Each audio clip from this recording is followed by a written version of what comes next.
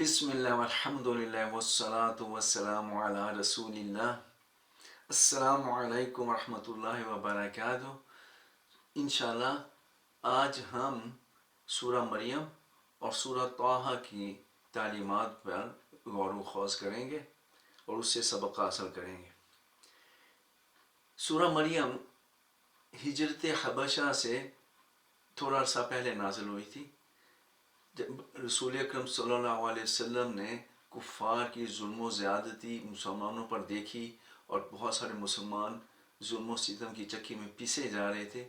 تو رسول اکرم صلی اللہ علیہ وسلم نے ان کو اجازت دی کہ جو لوگ چاہیں وہ ہجرت کر جائیں حبشہ کی طرف. تو انہوں نے بتایا کہ حبشہ کا بادشاہ بہت رحم دل اور انصاف پسند بادشاہ ہے، تو امید ہے کہ ان کو وہاں امن میسر آئے گا. لیکن حبشہ عیسائی ریاست تھی، اکثریت وہاں عیسائیوں کی تھی اور عیسائیوں میں مختلف قسم کے نظریات پائے جاتے تھے. تو مسلمانوں کو وہاں بھیجنے سے پہلے اللہ تعالیٰ نے یہ انتظام کیا کہ ان کو صحیح عقائد اور صحیح حقائق عیسیٰ علیہ السلام کے بارے میں اور مریم علیہ السلام کے بارے میں بتا دیے جائیں. تو یہ ایک مقصد تھا جس کے لیے سورہ مریم نازل کی گئی، اور اس میں لوگوں کو عیسائیوں کے بارے میں 3 باتوں کی تعلیم دی گئی.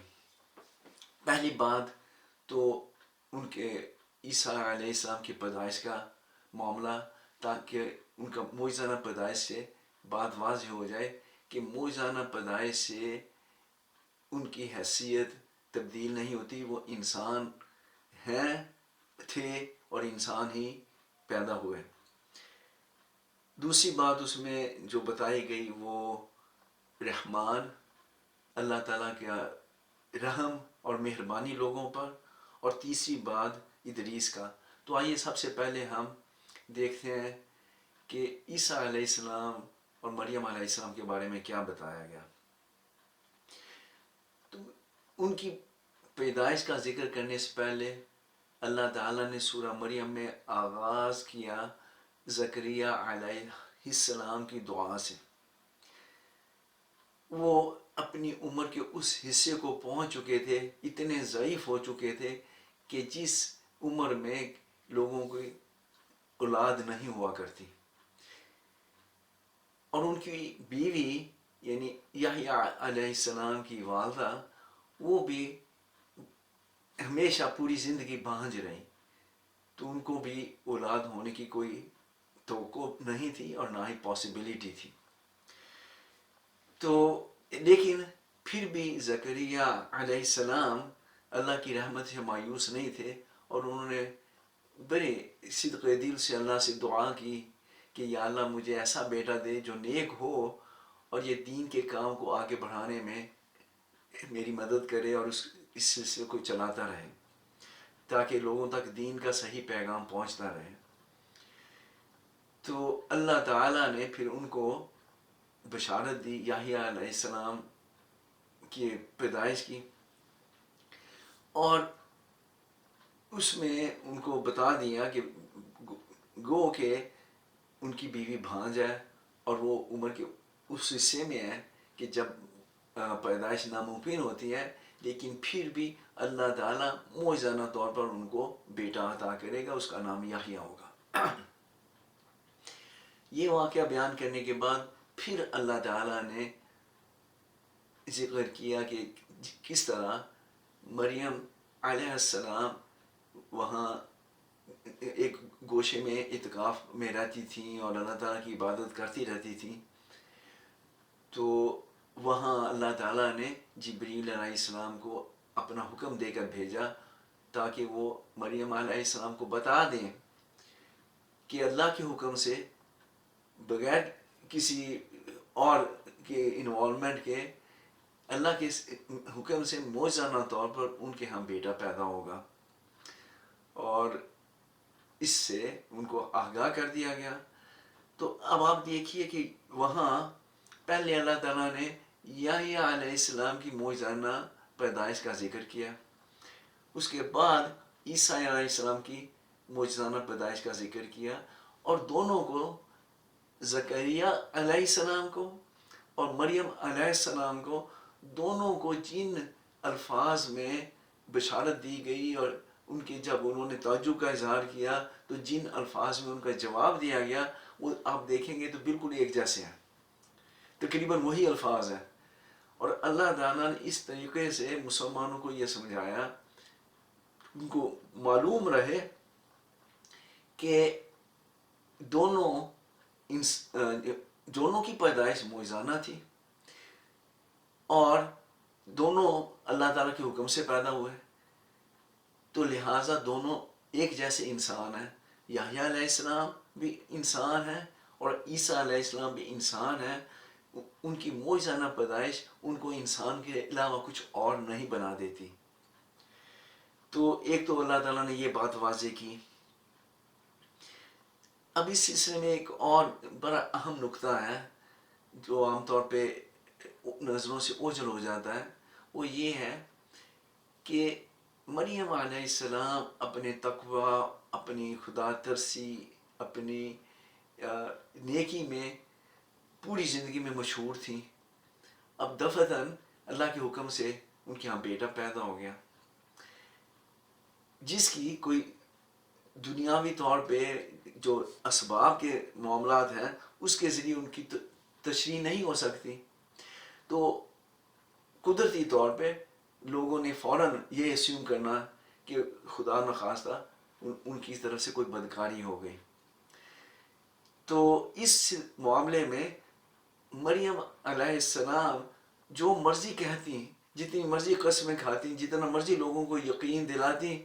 کہ میں نے کوئی غلط کام نہیں کیا، یہ اللہ تعالیٰ کی طرف سے معجزہ ہوا ہے، کسی نے ان کی بات پہ یقین نہیں کرنا تھا۔ زمانہ بہت ظالم ہے، وہ لوگوں کی تمام زندگی کی نیکیاں جو ہیں وہ ایک طرف بھول کے، تو جو ان کو شک پڑ جائے اس کے اوپر ٹل جاتے ہیں، وہ اس کے اوپر وہ جم جاتے ہیں۔ تو اللہ تعالیٰ نے اس بات کا بھی اہتمام کیا کہ مریم علیہ السلام کی شخصیت پہ کوئی حرف نہ آنے پائے، تو انہوں نے عیسیٰ علیہ السلام سے نوزائیدہ بچے کی حیثیت سے بات کروا کر اس بات کو ثابت کر دیا کہ مریم علیہ السلام معصوم ہے، انہوں نے گناہ نہیں کیا، کوئی ایسی بات نہیں کی یہ، اور عیسیٰ علیہ السلام نے گواہی دی کہ میں اللہ کا بندہ ہوں اور اللہ تعالیٰ نے مجھے اس دنیا میں بھیجا ہے۔ تو اس طرح مریم علیہ السلام کی صداقت ثابت ہو گئی۔ اس کے بعد عیسیٰ علیہ السلام نے اپنی زندگی میں جب اسلامی کام شروع کیا، لوگوں کو اسلام کا پیغام دینا شروع کیا، تو انہوں نے لوگوں کو واضح کر دیا کہ چونکہ ان کی پیدائش معجزانہ ہوئی تھی تو لوگ ان کو کچھ اور نہ سمجھ لیں، اور انہوں نے لوگوں کو صاف بتایا ان اللہ ربی و ربکم فاعبدوہ، میرا اور تمہارا رب، سب کا رب اللہ ہے، تو لہٰذا تم نے صرف اسی کی عبادت کرنی ہے، اسی کی پوجا پرستش کرنی ہے، اسی سے دعائیں مانگنی ہے، اسی کے گن گانے ہیں، اسی کی حمد کرنی ہے اور اسی کی ہمز گانی ہے، تاکہ لوگ اللہ کو چھوڑ کر عیسیٰ علیہ السلام کو یہ ساری چیزیں نہ پیش کرنے لگ جائیں۔ تو ایک تو بات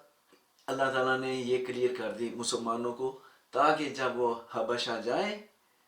تو ان کو حق کی بات معلوم ہو اور وہ مختلف باتیں لوگوں کی سن کے اس سے مروب نہ ہو اور وہ حق پہ قائم رہیں۔ اس کے علاوہ عیسائیوں کا ایک اور عقیدہ تھا،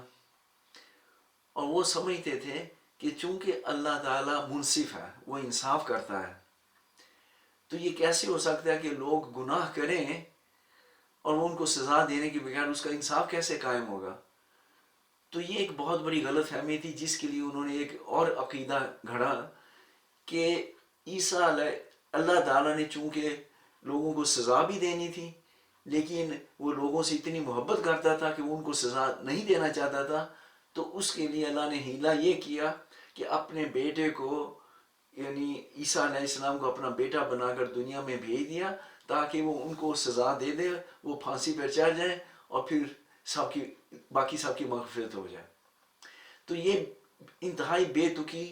اور ان لاجیکل بات انہوں نے اپنا لی جس کا کوئی تک نہیں بنتا، اور یہ کہاں کا انصاف ہے؟ اگر وہ کہتے ہیں کہ اللہ تعالیٰ نے اس طرح انصاف کر دیا تو یہ کہاں کا انصاف ہے کہ غلطی کوئی اور کرے اور پھانسی آپ کسی اور کو چڑھا دے؟ لیکن اس بات کے قطع نظر یہ بالکل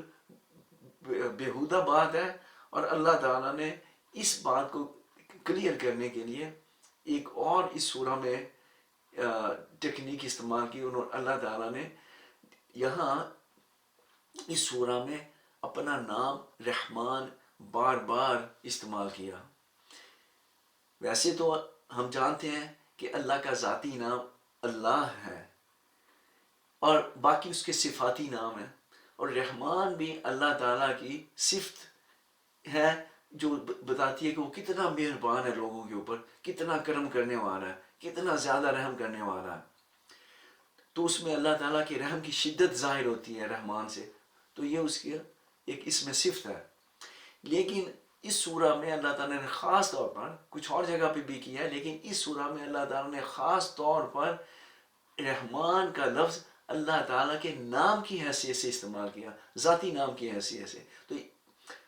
بجائے کہ اللہ جو رحمان الرحیم ہے اس نے یہ کہا، اللہ تعالیٰ نے رحمان نے یہ کہا، تو اس طرح اس سورہ میں اللہ تعالیٰ نے رحمان کا لفظ 16 مرتبہ استعمال کیا، بجائے اللہ کہنے کے رحمان کہا۔ تو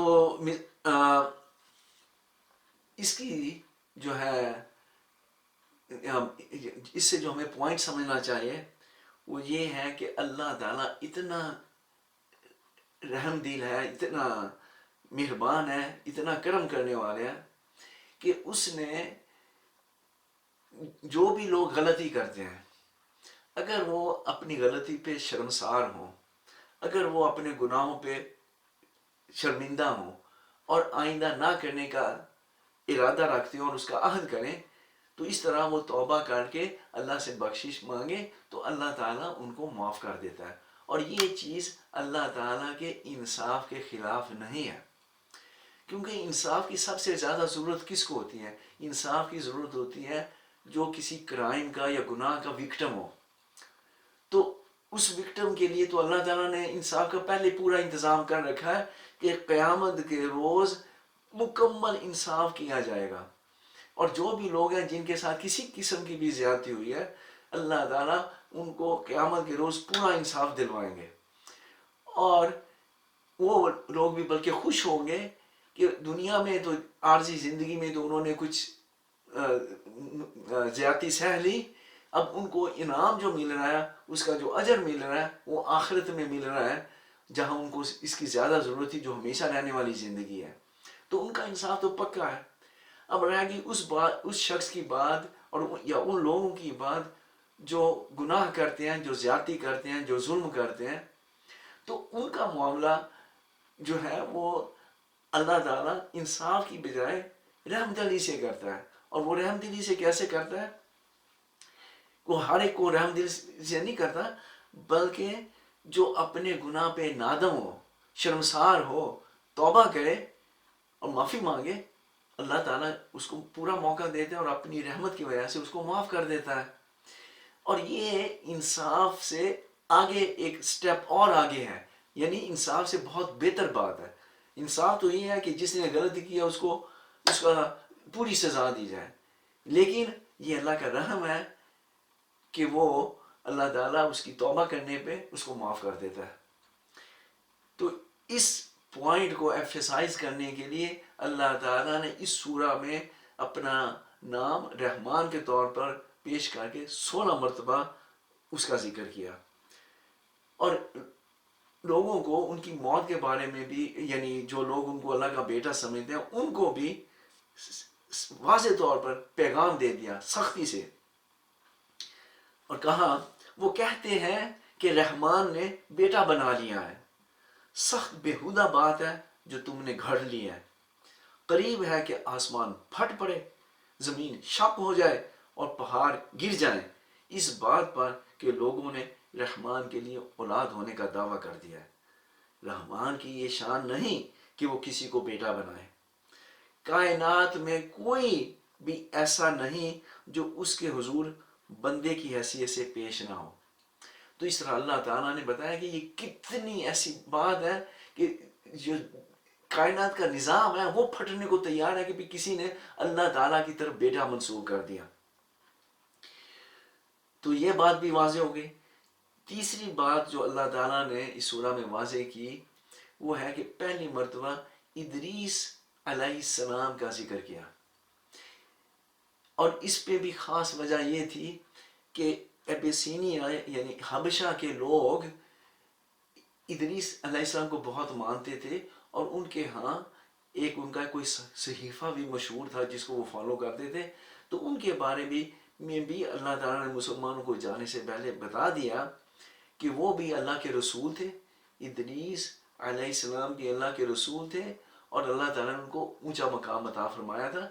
اتنی سی چھوٹی سی بات بتا دی تاکہ اس کے علاوہ جو ان کے بارے میں کہا جاتا ہے وہ اس سے بچ کے رہیں۔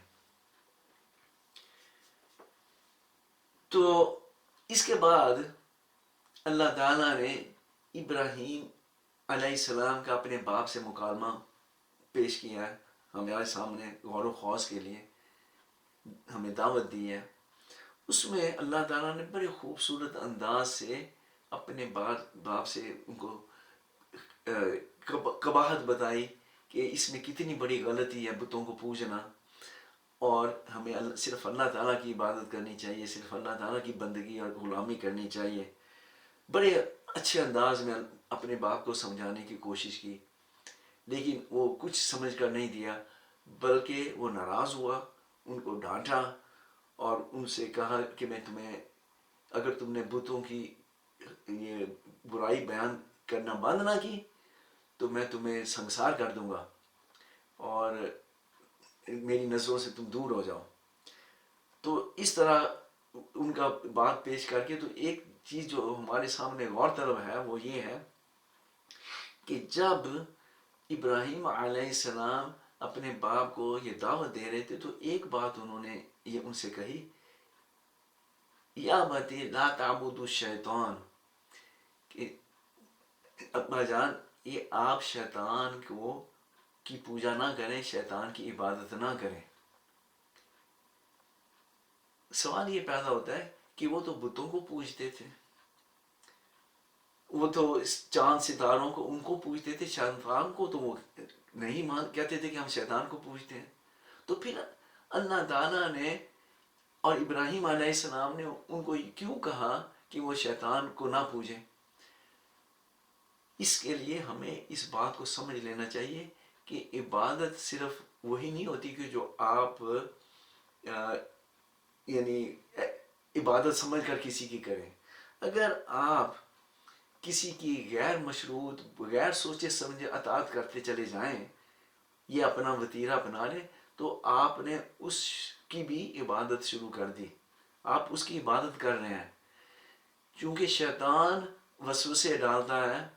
اور الٹی سیدھی باتیں سجاتا ہے اور لوگ اس کو مان لیتے ہیں، تو اس بات کو بھی چونکہ وہ بغیر سوچے سمجھے بلا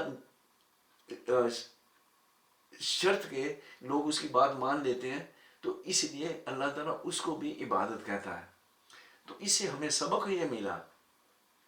کہ اگر ہم شرک سے بچنا چاہتے ہیں جو ہمیں چاہیے، تو اس میں شرک کا صرف یہی پہلو نہیں ہے کہ آپ نے بتوں کی پوجا نہیں کرنی، وہ تو نہیں کرنی، لیکن اس کے ساتھ ساتھ ہمیں اس بات کا بھی خیال رکھنا چاہیے کہ اللہ تعالیٰ کے علاوہ اور اللہ کے رسول کے بعد کسی دنیا میں کسی شخص کی بھی کسی بھی ہستی کی ہم بغیر سوچے سمجھے بلا کسی شرط کے اطاعت نہیں کر سکتے۔ غیر مشروط اطاعت صرف اللہ اور اللہ کے رسول کی کرنی ہے، اس کے علاوہ کسی کی نہیں کرنی۔ اگر ہم نے کسی کی باتیں ماننی شروع کر دی اندھا دھند، تو اس کا یہ مطلب ہو گیا کہ ہم اس کی عبادت کر رہے ہیں جو شرک کی اس میں آ جاتا ہے۔ اس کے بعد ابراہیم علیہ السلام نے ہجرت کر دی، ان کو ملک چھوڑنا پڑا۔ اس میں اللہ تعالیٰ نے وہ تفصیلات نہیں بتائیں کہ ان کے ساتھ کیا ہوا، کیسے ان کو آگ میں ڈالا گیا اور اللہ تعالیٰ نے ان کو بچا لیا، وہ ساری باتیں تو اس میں نہیں بتائیں، لیکن یہ ذکر کیا ہے کہ وہ ہجرت کر کے تو باپ سے اور اپنی قوم سے رخصت ہو گئے۔ تو آپ یہ دیکھیں کہ کس طرح یہاں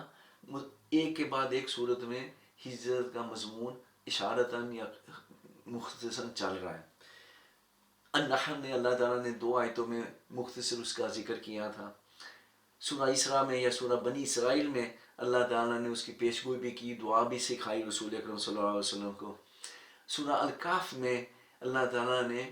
اصحاب کہف کی ہجرت کا واقعہ بیان کیا کہ کیسے وہ معاشرے کو چھوڑ کر انہوں نے ہجرت کر لی اور غار میں پناہ لے لی۔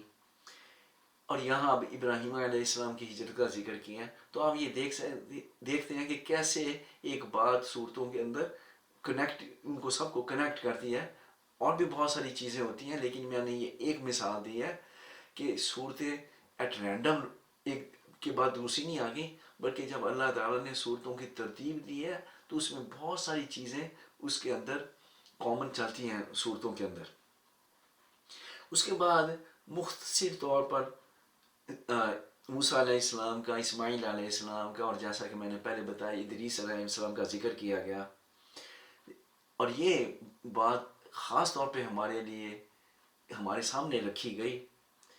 کہ رسولوں کے زمانے میں جب وہ رسول ہوتے ہیں اور ان کے ساتھ ان کے پیروکار، تو وہ تو اس وقت تو دین کو صحیح اپنایا جاتا ہے اور اس کو فالو کیا جاتا ہے، لیکن جب رسول رخصت ہو جاتے ہیں تو بعد کی نسلیں کیا کرتی ہیں کہ وہ اس کو دین کو جو ہے اس میں بہت خرابیاں پیدا کر دیتی ہیں۔ سب سے پہلے تو جو نماز کی بنیاد پہ، صلاح کی بنیاد پر جو مسلمانوں کی شیرازہ بندی ہوتی ہے، اسی سے وہ ہاتھ دھو بیٹھتے ہیں اور وہ صلاح کا نظام ضائع کر دیتے ہیں اور اپنی دنیا داری میں اپنی شہوتوں کے پیچھے لگ جاتے ہیں۔ اور ان کو بتایا گیا کہ جو لوگ اس طرح کرتے ہیں تو وہ اللہ تعالیٰ کے دربار میں جب حاضر ہوں گے تو ان کے ساتھ پھر کوئی اچھا سلوک نہیں ہوگا، وہ اپنے انجام کو پہنچیں گے اور ان کو عذاب دیا جائے گا۔ صرف مسلمان نہیں ہونے کا دعویٰ ان کو نہیں بچا سکے گا جب تک زندگی گزارنے کا طریقہ دین کے مطابق نہ ہو، اللہ تعالیٰ کے ہاں نجات نہیں ہے۔ اب آئیے سورہ طٰہٰ کی طرف۔ یہ بھی سورہ مریم کے نزول کے زمانے میں نازل ہوئی، اور یہ عمر رضی اللہ عنہ کے اسلام لانے سے پہلے نازل ہو چکی تھی۔ چونکہ اگر آپ کو یاد ہو کہ جب عمر رضی اللہ عنہ اپنی بہن کے گھر گئے اور وہ سارا واقعہ ہوا، اور اس کے بعد جب ان کا دل میں نرمی آئی تو انہوں نے کہا کہ میں قرآن پڑھنا چاہتا ہوں، تو مجھے بھی وہ صحیفہ دکھاؤ تاکہ میں پڑھوں۔ اور ان کی بہن نے کہا کہ بھی پہلے غسل کر کے آؤ، پھر میں تمہیں دوں گی۔ تو اس کے بعد انہوں نے ان کو جو دیا وہ سورہ طٰہٰ تھی، اور انہوں نے عمر رضی اللہ عنہ نے وہ سورہ طٰہٰ پڑھی تو ان کے دل میں یہ خیال آیا کہ وہ ان کو مسلمان ہو جانا چاہیے، اور انہوں نے یہ بے ساختہ کہا کہ کیا خوبصورت کلام ہے یہ۔ تو اس واقعے سے بتانا مقصد یہ تھا کہ سورہ طٰہٰ عمر رضی اللہ عنہ کے اسلام لانے سے پہلے نازل ہو چکی تھی۔ اور یہ جاننا اس لیے بھی ضروری ہے کہ آپ دیکھیں کہ یہ اس سورہ میں اللہ تعالیٰ نے 5 وقتہ نماز کے 5 اوقات بیان کر دیے ہیں۔ تو اس سے یاد رکھیے کہ اللہ تعالیٰ کی طرف سے 5 وقتہ نماز کا اور اس کے اوقات کا تعین ہو چکا تھا، اور یہ حکم آ چکا تھا سورہ طٰہٰ میں، جو عمر رضی اللہ عنہ کی اسلام لانے سے پہلے نازل ہو چکی تھی۔ اس سورہ میں اللہ تعالیٰ نے رسول اکرم صلی اللہ علیہ وسلم کو تسلی دینے کے لیے، ان کا حوصلہ بڑھانے کے لیے خطاب ڈائریکٹلی ان سے کیا ہے، اور جو کفار کی باتیں ان کو انڈائریکٹلی کہی ہیں تاکہ رسول اکرم صلی اللہ علیہ وسلم کے لیے ان کو پیغام پہنچ جائے۔ شروع میں تھوڑے سے تمہیدی کلمات کے بعد فوراً اس سورہ میں موسیٰ علیہ السلام کا قصہ شروع ہو جاتا ہے، اور ان کی زندگی کا بیشتر قصہ یہاں بیان کر دیا گیا ہے۔ اور اس میں حکمت یہ تھی کہ کچھ بہت ساری چیزیں جو موسیٰ علیہ السلام اور رسول اکرم صلی اللہ علیہ وسلم میں مشترک ہیں وہ لوگوں کے سامنے آ جائیں اور وہ پیرل دیکھ سکیں۔ تو مثال کے طور پہ موسیٰ علیہ السلام بچپن میں ماں سے علیحدہ ہو گئے، جیسے رسول اکرم صلی اللہ علیہ وسلم ماں سے علیحدہ ہوئے تھے۔ موسیٰ علیہ السلام کی پرورش بھی اپنے ماں باپ کے گھر میں نہیں ہوئی، بلکہ ان کی پرورش فرعون کے گھر پہ ہوئی تھی۔ رسول اکرم صلی اللہ علیہ وسلم کی پرورش بھی اپنے ماں باپ کے گھر پہ نہیں ہوئی، وہ دادا کے اور چچا کے گھر میں پلے بڑھے۔ لیکن پوائنٹ اللہ تعالیٰ نے یہ اہم انڈرسکور کیا کہ اللہ تعالیٰ اپنے رسولوں کو خاص اپنی نگہداشت میں ان کو پروان چڑھاتا ہے، وہ خاص اس رسالت کے لیے تیار کیے جاتے ہیں، اور اللہ تعالیٰ کی نگرانی میں ان کی پیدائش بھی ہوتی ہے اور پرورش بھی ہوتی ہے۔ پھر دونوں کو نبوت بھی بالکل غیر متوقع طور پہ ملی۔ جب موسیٰ علیہ السلام کوہ طور پہ گئے، وہ تو آگ لینے گئے تھے، ان کو کوئی اندازہ نہیں تھا کہ اللہ تعالیٰ ان کو رسول اپوائنٹ کر دیں گے۔ اسی طرح رسول اکرم صلی اللہ علیہ وسلم بھی غار حرا میں عبادت کر رہے تھے، ان کو بھی بالکل کوئی اندازہ نہیں تھا کہ جبریل علیہ السلام آئیں گے اور ان کی رسالت کا اعلان کر دیا جائے گا، ان کو اس پہ رسالت کے منصب پہ سرفراز کر دیا جائے گا۔ ایک اور بات بھی واضح کی گئی کہ جب رسول لوگوں کے سامنے دین کو پیش کرتے ہیں، اور دین تو ظاہر دنیا میں تبدیلی لانے کے لیے آتا ہے اور بہتر تبدیلی لانے کے لیے آتا ہے، لیکن جب رسول وہ دین کا نظام لوگوں کے سامنے پیش کرتے ہیں، لوگوں کو دعوت دیتے ہیں، تو اس وقت کے جو سارے سرکردہ لوگ ہوتے ہیں ان کو فکر پڑ جاتی ہے، کیونکہ ان کا سٹیٹس کو سے مفاد وابستہ ہوتا ہے، وہ اس کو چینج نہیں کرنا چاہتے، تو وہ فوراً شور مچا دیتے ہیں کہ یہ تو آ گیا کہ ہماری تہذیب اتنی پیاری، ہماری تہذیب ہے، اتنی شاندار تہذیب ہے، اتنا بہترین نظام زندگی ہے، یہ تو اس کو تباہ کر دیں گے۔ حالانکہ رسول آتے ہیں اس روٹن سسٹم کو ریپلیس کر کے اسلام کا خوبصورت نظام لانے کے لیے، لیکن جو مخالفین ہیں وہ اس طرح کا پروپیگنڈا کرتے ہیں۔ تو موسیٰ علیہ السلام اور رسول اکرم صلی اللہ علیہ وسلم ہجرت کرنے میں بھی یہ بھی ان کے اندر قدر مشترک تھی۔ ایک اہم واقعہ جو یہاں بیان کیا گیا ہے موسیٰ علیہ السلام کے قصے میں، وہ ہے سامری کا واقعہ، اور اس سے لوگوں کو یہ واضح کرنا مقصود تھا کہ شرک کی بنیاد ہمیشہ جعلی قصے کہانیوں پہ ہوتی ہے، ان کی کوئی حقیقت نہیں ہوتی، کیونکہ عام طور پہ شرک کے لیے دنیا میں کوئی ثبوت نہیں پایا جاتا۔ آپ جہاں بھی دیکھیں گے کہ لوگوں نے محض قصے کہانیوں کی بنیاد پہ کچھ عقائد بنا رکھے ہیں، اور ان قصے کہانیوں کی کوئی وجود، کوئی حقیقت نہیں ہوتی۔ کسی نے ایسے گھڑ دی کوئی کہانی اور وہ چل گئی، کسی نے اور کوئی کہانی گھڑ دی وہ بھی چل گئی، تو یہ گھڑی ہوئی کہانیاں چلتی ہیں اور اس کی بنیاد پہ لوگ شرک کرنے لگ جاتے ہیں، اور وہ سمجھتے ہیں کہ ہماری جو ہے وہ مرادیں اللہ کے علاوہ کسی اور کے در سے بھی پوری ہو جائیں گی۔ پھر اللہ تعالیٰ نے آدم علیہ السلام کا قصہ بیان کیا، اور اس میں اس چیز کو ہائی لائٹ کیا ہے کہ جو لوگ توبہ کریں سچے دل سے، اللہ تعالیٰ ان کو معاف کر دیتا ہے۔ یہ اللہ تعالیٰ کی پالیسی ہے، اور یہی اللہ تعالیٰ کی رحمت کا تقاضا ہے۔ تو اس کے بعد بتایا کہ جب رسول بھیجے جاتے ہیں تو جو رسول کی پیش کردہ ہدایت کو ہم مان لیتے ہیں،